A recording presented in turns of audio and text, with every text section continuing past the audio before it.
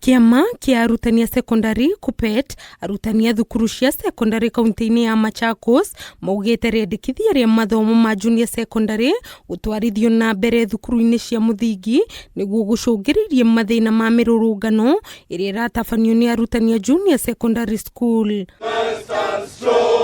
Muikariri giti wa kiama giki ruhonge rwa Machakos Musembika Tuku oigite riandikithia riri ritiagiriirio na hanini na mathomo ma junior secondary magirirwo ni gutwarithio thukuru-ini cia secondary. I think the Minister of Education should be careful to put the education system back to the line.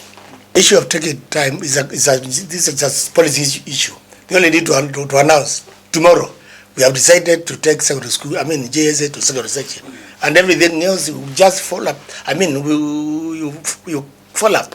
So the issue of taking long is not there. Musembi oigite arutani ya junior secondary ni makinyanirie guthomithia thukuru-ini cia secondary na ti thukuru cia muthingi undu uria uratuma nginya menyerere na guikurukia ikiro ciao. Teachers who are being employed to teach JSS, they are being taken to JSS section and leaving the senior secondary without teachers, by the way.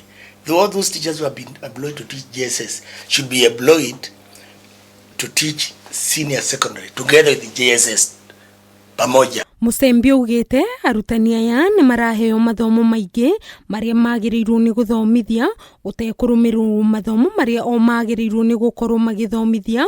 Unyihu wa arutani a guthomithia arutwo a junior secondary ugikorwo ari thina munene. The government has stopped employing teachers to senior secondary area and concentrated on employing one or two teachers to GSS instead of adding those two teachers to the senior secondary school to work together with the teachers who are already in the secondary school to handle the JSS together with the secondary school